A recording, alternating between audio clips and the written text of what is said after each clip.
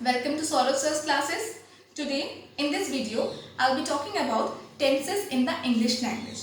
We all know that English language is one of the most empowering languages in today's world. In every examination, in every interview, in every field of life, English proves to be of very vital importance. That is why we need to have a very clear concepts about English to excel in our life. हमारे पास बहुत सारे candidates आते हैं जो हमें कहते हैं ma'am हमसे मैथ्स हो जा रहा है, हमसे रीजनिंग हो जा रहा है, लेकिन हम इंग्लिश में कहीं ना कहीं गलती कर बैठ रहे हैं. तो ये गलती क्यों हो रहा है? दे थिंक दैट इंग्लिश बहुत हार्ड है, बहुत डिफिकल्ट है, इसलिए हमसे नहीं हो रहा है. बट नो, इंग्लिश अगर आप सीख लिए, अगर आपका कंसेप्ट बिल्डअप हो जाता है, if you know the basic, then trust me, English is the easiest language. Yes, my friends, English proves to be the very easiest language if we have a clear concepts of the basics. So, in this video, we'll be talking about one of the most basic thing, that is tenses. Yes, tenses is one of the most basic thing. हम लोग के पास मतलब tenses का कुछ ना कुछ तो knowledge है. We all know something about tenses. That present tense होता है, past tense होता है और future tense होता है. बट कहते हैं ना वो आधा अधूरा ज्ञान बहुत खतरनाक होता है. तो I am here to give you a detailed explanation of tenses. In this video I will be talking about some rules which needs to be followed for correct knowledge of tenses. अगर इस rules को, इन जो rules को मैं बताने वाली हूँ, अगर इन रूल्स को हम अच्छे से समझ ले, देन हम टेंसेस को समझने में हमें कोई दिक्कत नहीं होगी. और अगर हमारा बेसिक्स एक बार क्लियर हो जाता है, देन हमें इंग्लिश लैंग्वेज में भी या इंग्लिश लैंग्वेज में भी हमें कोई डिफिकल्टी नहीं होगी. Okay, so before we start I just want to tell you what is tenses. मतलब हम स्टार्ट तो कर रहे हैं तो हमें पता तो होना चाहिए कि टेंसेस क्या होता है. So what is tenses? Tenses is basically an indicator. मतलब ये एक इंडिकेटर के जैसा काम करता है. ओके, तो ये क्या इंडिकेट करता है? ये इंडिकेट करता है the time in which the action has taken place. इसे हम ऐसा भी कह सकते हैं कि ये it is a kind of verb और it is a form of verb which talks about the time of the action. मतलब एक्शन कब हुआ है, हमने ये काम कब किया है, अभी किया है, कर चुके हैं या करने वाले हैं. मतलब प्रेजेंट टेंस, पास्ट टेंस और फ्यूचर टेंस. ये तीन टेंस तो होता है, ये हम सभी जानते हैं. ओके, लेकिन इन तीन टेंस के कितने कैटेगरीज होते हैं, कितने सब कैटेगरीज होते हैं, इन्हें कैसे पहचानना है, इन सब में हमें बहुत डिफिकल्टीज होती है. So in this video I will be clearing out your difficulties, queries and doubts. Okay, so tenses, तीन टाइप के टेंसेस तो हमें पता है, बट इन तीन टाइप्स को हम और चार टाइप में डिवाइड कर सकते हैं. So what are those four types? Okay, पहला हो जाएगा आपका सिंपल टेंस. ओके,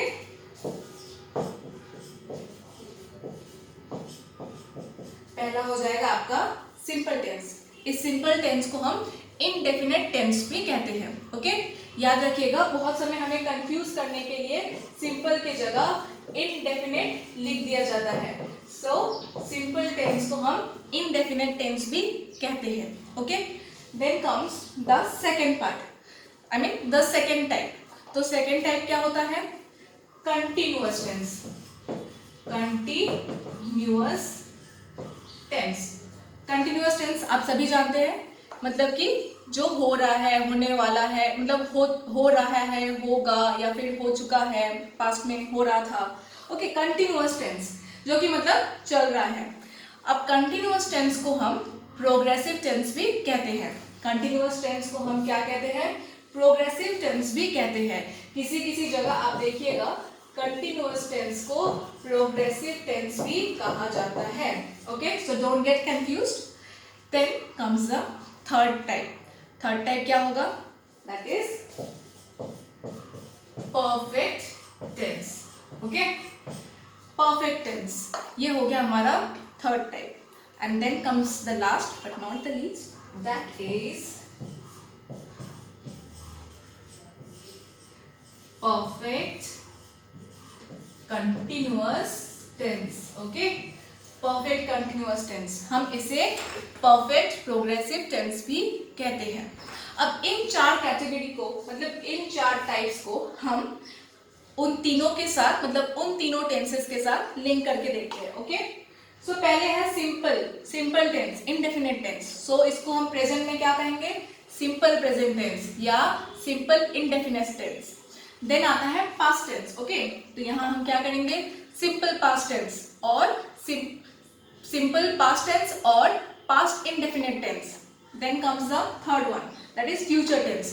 सो सिंपल फ्यूचर टेंस और future indefinite tense. Okay, then second में भी ऐसे ही फॉलो होगा, that is present continuous tense, past continuous tense, future continuous tense, then present perfect tense, past perfect tense, future perfect tense, then present perfect continuous tense or present perfect progressive tense, past perfect progressive tense, future perfect progressive tense और future perfect continuous tense। So इन सारे types को कैसे हमें देखना है, कैसे हमें समझना है, इसे हम इस वीडियो में आज देखेंगे। ओके, सो हमें घबराना नहीं है, इन सारे टेंस को तो हम जानते हैं, बस हमें हमारा कंसेप्ट थोड़ा और डिटेल्ड वे में क्लियर आउट कर लेना है। ओके, सो मैं आपको आज 12 रूल्स बताऊंगी। कितना? आपको मैं आज 12 रूल्स बताऊंगी। जिन 12 रूल्स को अगर हम अच्छे से समझ ले तो हमें इंग्लिश समझने से कोई नहीं रोक सकता, मतलब हमें एग्जाम क्लियर करने से कोई नहीं रोक सकता, क्योंकि हमारा इंग्लिश का कंसेप्ट अगर क्लियर हो जाएगा देन हम एग्जाम्स में उसे अच्छे से कर सकेंगे। Okay, so 12 rules we need to follow. कितना? 12।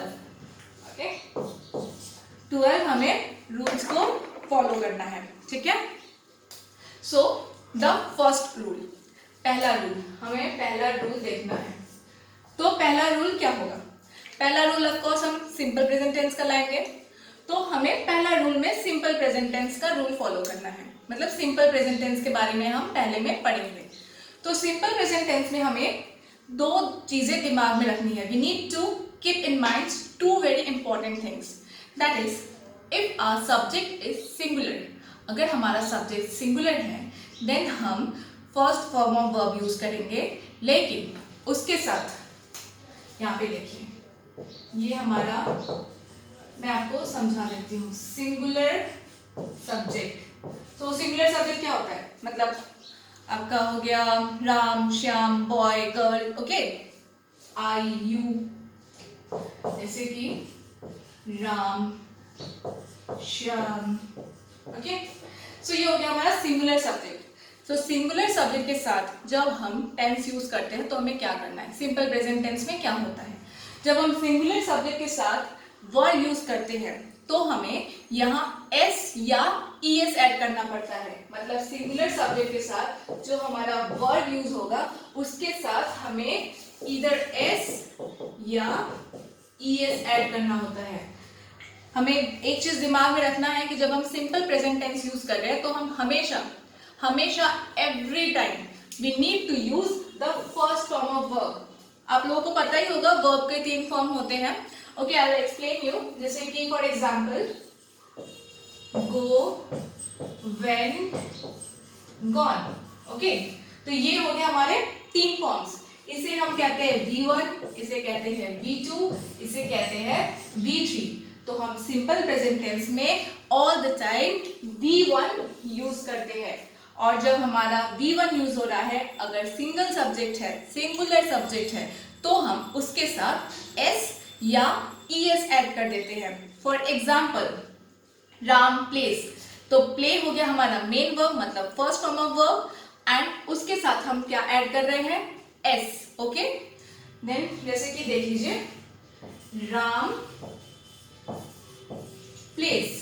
ओके, सो ये प्ले हो गया हमारा मेन वर्ब एंड उसके साथ हमने एक S ऐड कर दिया। देन अगर हम कहते हैं Sita goes to market. Okay, ये भी तो सिंपल प्रेजेंट टेंस हुआ, तो यहाँ हमने क्या किया, गोज। ओके, मतलब गो हमारा हो गया मेन वर्ब, ये गो हमारा हो गया मेन वर्ब, और ये ईएस हमने ऐड कर दिया। ओके, सो हमें ये बहुत केयरफुली देखना पड़ेगा कि इन सिंपल प्रेजेंट टेंस हमारा अगर सिंगुलर सब्जेक्ट है देन हमें फर्स्ट फॉर्म ऑफ वर्ब के साथ हमेशा एस या ईएस ऐड करना पड़ेगा। Whenever our subject is singular and we need to use S और ES with the first form of verb. Okay, so now comes a question कि singular subject का तो हमने समझ लिया, अगर सब्जेक्ट प्लूरल हुआ, प्लूरल भी तो हो सकता है ना, मतलब बॉयज, गर्ल्स, वी, दे, तब हम क्या करेंगे? तब हमें first form of verb use करना है, जस्ट हमने जैसे यहाँ पे किया। लेकिन अगर हमारा प्लूरल सब्जेक्ट है तो हमें वर्ब का फॉर्म बस वैसे ही रख देना है, हमें उसके साथ कोई ऐड या कोई छेड़खानी नहीं करना है। जैसे कि they play football, okay, so they play football, यहाँ पे क्या हो गया, हमने दे मतलब हमारा ये हो गया प्लूरल सब्जेक्ट, और इसके साथ हमने क्या यूज किया, प्ले। प्ले तो खुद ही एक फर्स्ट फॉर्म ऑफ वर्ब हुआ, मेन वर्ब हो गया, लेकिन इसके साथ हमने कुछ ऐड या कुछ सब्ट्रैक्ट नहीं किया। सो अगर हमारा प्लूरल सब्जेक्ट होता है तो हम वर्ब को एज इट इज रहने देते हैं, we use it as it is, we don't do any kind of modification in that. Then comes the simple past tense, तो हमने पढ़ा सिंपल पास्ट टेंस और पास्ट इंडेफिनिट टेंस, ओके। इसमें हमें क्या देखना है, इसमें हमें देखना है कि हमें हमेशा वी टू यूज करना है, मतलब हमें हमेशा second form of verb use करना है, ओके। जैसे कि I ate food, okay, Ram played football, okay. So यहाँ हमने ईट, एट, ईटन, ओके, यहाँ पे देखिए सेकेंड फॉर्म, यहाँ पे भी देखिए सेकेंड फॉर्म। तो हम हमेशा जब भी हम पास्ट सिंपल टेंस यूज करते हैं, हम हमेशा सेकेंड फॉर्म, प्लेड भी हो गया second form, okay, V two, okay, तो हम हमेशा second form of verb use करते हैं, ठीक है। तो हमें यहाँ पे ये नहीं देखना है, हमें पास्ट सिंपल टेंस में ये नहीं देखना है कि सिंगुलर सब्जेक्ट है या प्लूरल सब्जेक्ट है। यहाँ पे सब्जेक्ट चाहे सिंगुलर हो चाहे प्लूरल हो, हमें हमेशा वर्ब का सेकेंड फॉर्म यूज करना है, okay. Then comes the third rule. तो अभी तक हम दो रूल पढ़ चुके हैं, सिंपल प्रेजेंट टेंस का एक रूल और सिंपल पास्ट टेंस का एक रूल। तो थर्ड डेफिनेटली आएगा ना, सिंपल फ्यूचर टेंस का rule, okay.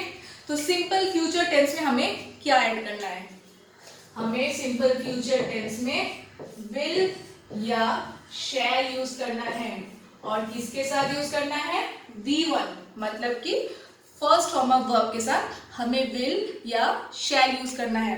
I show you an example, Ram will do this, okay, Ram will do this painting, okay, Ram ये पेंटिंग करेगा, ओके। सीता शैल डांस टुमारो, सीता कल डांस कर सकती है। तो हमें या तो विल यूज करना है या फिर शैल यूज करना है। सीता शैल डांस टुमारो, ओके। तो यहाँ पे हमने क्या किया, सीता शैल डांस, मतलब वो कल डांस कर सकती है। अगर यहाँ हमने शैल की जगह विल यूज किया होता तो क्या होता, सीता कल डांस करेगी, मतलब ये एकदम सर्टेन है। वाइल यहाँ हमने यूज किया है सीता शैल, मतलब ये क्या है, अनसर्टेनिटी है, वो कर भी सकती है नहीं भी कर सकती है। तो हम जब भी सिंपल फ्यूचर टेंस यूज करेंगे, हमें ये चीज दिमाग में रखना है, we need to use will और shall. So whenever you are using will, then we are certain. There comes a certainty with will. While when you are using shall, there remains an uncertainty. It can happen, it cannot happen. It may happen, it may not happen. Okay? तो हमने तीन rules पढ़ लिया. We have learned three basic rules: simple present tense, simple past tense, and simple future tense. अब मैं आपको एक example देती हूँ, ओके। मतलब यहाँ पे क्या होता है, एक टीचर है, okay, just like I am a teacher, I am teaching you. तो एक टीचर थी, उन्होंने अपने स्टूडेंट से कहा कि if I say I am beautiful, which tense is it? Then the student promptly replied, ma'am past tense. मतलब उस स्टूडेंट के हिसाब से वो टीचर पास्ट टेंस में ब्यूटीफुल थी, अभी तो वो ब्यूटीफुल है नहीं, तो इसीलिए उसने क्या दिया, बहुत innocently, ma'am past tense.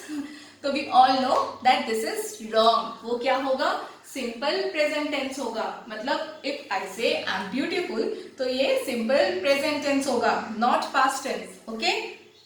So comes the fourth rule क्या होगा? प्रेजेंट प्रोग्रेसिव टेंस और प्रेजेंट कंटिन्यूअस टेंस। ओके, तो हम यहाँ पे बात करेंगे प्रेजेंट कंटिन्यूअस टेंस, मतलब कि जो काम अभी चल रहा है। ओके, कंटिन्यूअस टेंस अभी भी चल रहा है, तो प्रेजेंट कंटिन्यूअस टेंस और प्रेजेंट प्रोग्रेसिव टेंस। बहुत सारे आजकल एग्जाम्स में आपको प्रेजेंट मतलब प्रोग्रेसिव के नाम से कंटिन्यूअस आ जा रहे हैं। क्यों? क्योंकि आपको कंफ्यूज करने के लिए, लेकिन आपको कंफ्यूज होना नहीं है। प्रेजेंट प्रोग्रेसिव हो या प्रेजेंट कंटिन्यूअस हो, ये दोनों सेम चीज है। ओके, तो यहाँ पे क्या रूल है? यहाँ पे देखते हैं, यहाँ पे क्या रूल है।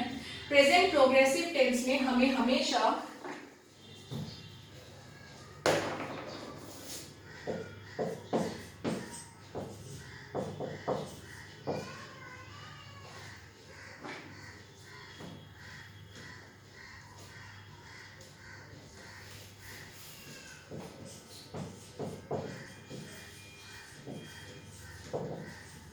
he is dancing। Okay, he is dancing। तो यहाँ पे हमें एक रूल याद रखना पड़ेगा, हमें या तो is या तो am या फिर are यूज करना पड़ेगा। मतलब is, am, are, हमें ये तीन चीज यूज करना पड़ेगा according to the subject. Subject देख के हमें समझना पड़ेगा कि हमें is या यूज करना है, am यूज करना है या फिर are यूज करना है। Okay, and one more thing, हमें यहाँ पे फर्स्ट फॉर्म ऑफ वर्ब के साथ ing लगा देना है। मतलब अगर हमारा फर्स्ट फॉर्म ऑफ वर्ब है, हमें उसके साथ ing लगा देना है, क्योंकि ये कंटिन्यूअस टेंस है, ये हमारा प्रोग्रेसिव टेंस है, ये अभी हो रहा है। ओके, ही इज डांसिंग, यहाँ हमने क्या किया है? इज यूज किया है। ओके, ये सिंगुलर सब्जेक्ट है, इसके साथ हमने इज यूज किया। एंड डांसिंग, डांस है मतलब dance is the main verb and उसके साथ हमने ing यूज किया। यहाँ पे एक और एग्जांपल देख लेते हैं। Are, okay, they are playing, मतलब वो अभी खेल रहे हैं। दे आर प्लेइंग, तो यहाँ पे सब्जेक्ट क्या हो गया? सब्जेक्ट हो गया प्लूरल, तो प्लूरल के साथ हमने क्या ऐड किया? आर, और आर के साथ ये प्ले हो गया हमारा मेन वर्ब, इसके साथ हमने ing ऐड किया।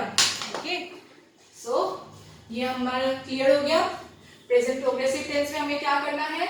is, am या are यूज करना है according to the subject. Then हमें उसके साथ फर्स्ट फॉर्म ऑफ वर्ब के साथ ing ऐड करना है।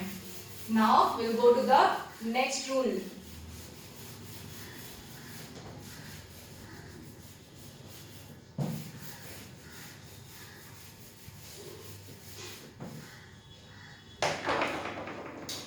यहाँ हमें ये है fifth rule. Okay, fifth rule क्या हो गया? पास्ट प्रोग्रेसिव टेंस, मतलब पास्ट कंटिन्यूअस टेंस, जो पास्ट में हो रहा था। यहाँ पे हमें क्या याद रखना है? अगर हमारा सब्जेक्ट सिंगुलर होता है, अगर सिंगुलर होता है तो हमें क्या यूज करना है? हमें was यूज करना है। और अगर प्लूरल होता है तो हमें क्या यूज करना है? हमें were यूज करना है। मतलब अगर हमारा सब्जेक्ट सिंगुलर होता है हमें was यूज करना है, अगर हमारा सब्जेक्ट प्लूरल होता है तो हमें were यूज करना है। If our subject is singular, we need to use was. If our subject is plural, we need to use were. Okay? और हमें कौन सा फॉर्म ऑफ वर्ब यूज करना है यहाँ पे? इन दोनों में ही हमें, इन दोनों के साथ हमें first form of verb use करना है प्लस ing। प्रोग्रेसिव है, ing लग रहा है, कंटिन्यूअस है, मतलब ये पास्ट में हो रहा था। Okay, like I was playing, मैं एक सिंगुलर सब्जेक्ट हूँ, was इसीलिए सिंगुलर के साथ was लग गया। I was playing, so play main verb V1, उसके साथ ing playing, I was playing, मैं खेल रही थी। They were dancing in the rain, मतलब वो लोग डांस कर रहे थे बारिश में। ओके, they were, मैंने they के साथ were क्यों लगाया? क्योंकि they हो गया प्लूरल एंड देन were, उसके साथ जैसे प्लूरल के साथ were and then dancing, dance हो गया मेन वर्ब, उसके साथ हमने ing ऐड किया। Okay, they were dancing।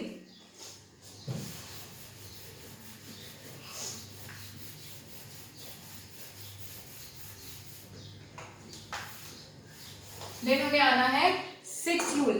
Sixth rule किसका होगा? Future progressive tense. Future progressive tense. यहां हमें क्या देखना है?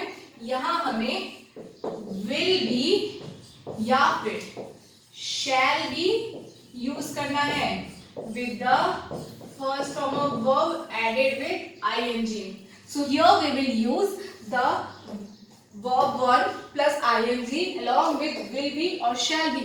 It depends upon the sentence. Like if it is certain, we will be using will be. If it is uncertain, we will be using shall be. Okay. So here, for example, it shall be raining tomorrow. Uncertain है, हो भी सकता है, नहीं भी हो सकता है. So shall be. Raining. Rain क्या हो गया? Main verb, मतलब first form of verb and ing. Raining. Okay. They will be coming tomorrow. वो लोग कल आएंगे. Certain है, मतलब वो लोग कल आने ही वाले हैं. So they will be coming. Will be हो गया. और यहाँ पे first form of verb coming, come plus ing. Coming. Okay. So they will be coming tomorrow. वो लोग कल आने वाले हैं, मतलब वो लोग कल आएंगे. Okay. So ये हो गया आपका फ्यूचर प्रोग्रेसिव टेंस. ठीक है. अब हमें आना है, ये सब रूल्स क्लियर है आई थिंक. ओके. ये 6 रूल्स हमें तो बहुत ही बेसिक वे में समझाया है. मैंने आपको बहुत इजी एग्जांपल्स देके समझाया जिससे कि आपका कॉन्सेप्ट पूरा क्लियर हो जाए. हम लोग इसके एडवांस लेवल में भी जाएंगे, but now we are starting with the basic thing so that आपका कॉन्सेप्ट पूरी तरह से क्लियर हो जाए. ओके. देन हमारा 7th होगा simple perfect, sorry, present perfect tense. I'm sorry, present perfect tense. Okay, present perfect tense. तो यहाँ पे भी हमें वो सिंगुलर प्लूरल का कंसेप्ट याद रखना पड़ेगा, दिमाग में रखना पड़ेगा. ओके.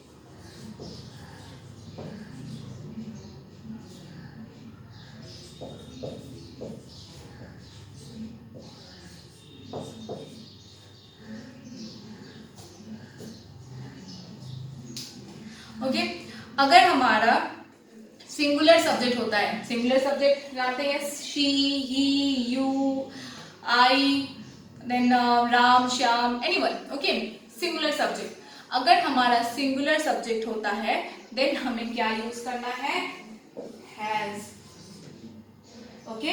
हमें तब क्या यूज करना है? हैज. यहाँ हम हैज यूज कर देंगे. और अगर हमारा प्लूरल सब्जेक्ट होता है तो हम क्या यूज करेंगे? हैव. मतलब हम सिंगुलर सब्जेक्ट में हैज यूज करेंगे एंड प्लूरल सब्जेक्ट में हैव यूज करेंगे. Okay. Let's see for example, she has done this. Okay. She has done this. Okay. यहाँ पे हमें थर्ड फॉर्म ऑफ वर्ब भी यूज करना है, ये भी हमें दिमाग में रखना है. हम यहाँ पे कौन सा फॉर्म ऑफ वर्ब यूज करेंगे? Third form. Do, did, done. Okay. So here we are using she has done this. She has, मतलब she क्या हो गया? Singular subject. Then done with the third form. Done. Do, did, done. She has done this. Then comes he has done this. अगर हम plural use करते हैं, for example, they have made the dinner. They have made the dinner. देखिए, अगर हम plural use कर रहे हैं, they, we, तो हम क्या यूज करेंगे? have. Okay? But there comes an exception. Exception क्या है? अगर हम I यूज करते हैं, if I am using I, okay, for me, I, then वो तो सिंगुलर हो गया, but here we should use have. Unlike the rule, जैसे कि हमने रूल में पढ़ा था, सिंगुलर सब्जेक्ट होने से हमें हैज यूज करना है, बट अगर हमारा I रहता है तो हमें हैव यूज करना है. I have done this. I have made this painting. I have made the dinner. So अगर I रहता है तो हमें have यूज करना है. ओके. और बाकी अगर कोई भी सिंगुलर सब्जेक्ट होता है उसके साथ हमें has यूज करना है. ये रूल्स हमें दिमाग में रखना है. These are very easy. We just need to have a clear concept. बहुत इजी है, हमें कुछ याद नहीं रखना है, बस समझ लेना है. If we understand this once, then it will be in our memory forever. Okay. Then comes the next rule, that is past perfect tense. Okay.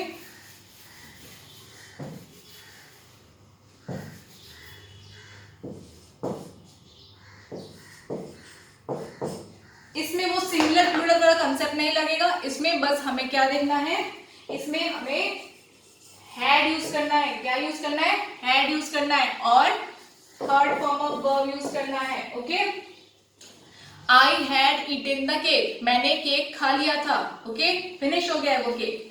They had eaten the cake, उन्होंने वो केक खा लिया था, cake खत्म हो गया। Cake रहता भी तो नहीं है, केक खत्म हो जाता है। Okay, so I had eaten the cake, eaten मतलब third form of verb, they had eaten the cake मतलब third form of verb, they had drawn this painting मतलब third form of verb. Okay, draw यू drawn. Okay, so हम यहाँ पे क्या कर रहे हैं, third form of verb use कर रहे हैं और क्या यूज कर रहे हैं, had.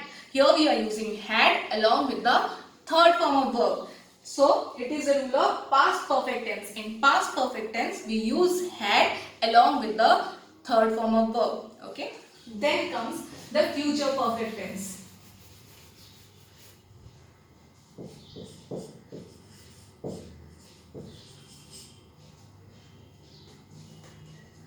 Here we need to add have been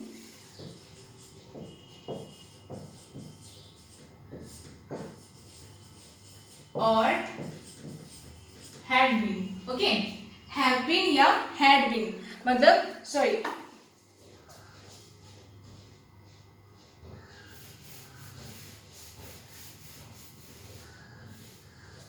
future perfect tense. Future perfect tense में हमें क्या यूज करना है, फ्यूचर परफेक्ट। अभी तक हमने जितने रूल्स पढ़े हैं, मतलब अभी तक हमने कितने रूल्स पढ़े हैं, 7 रूल्स हमने पढ़ लिए अभी तक। 7 रूल्स में हमने हर एक रूल्स को पूरा बेसिक में देखा है। तो अब हम आते हैं फ्यूचर परफेक्ट टेंस। तो अब हम धीरे धीरे क्या हो रहा है, हम थोड़ा एडवांस लेवल में जा रहे हैं। Okay, so we are now coming in future perfect tense. Future perfect tense क्या है, an action which will take in future, मतलब वो फ्यूचर में होगा, मतलब हमें पता है ये एक्शन क्या है, an action which will take place in future.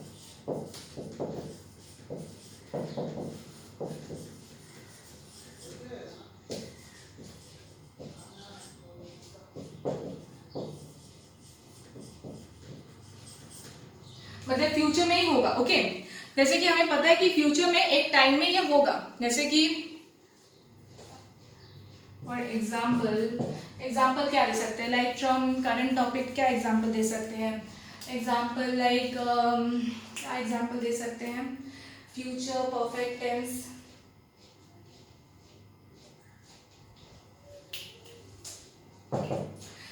First of all पहले हम रूल देख लेते हैं, फिर हम एग्जाम्पल में आएंगे।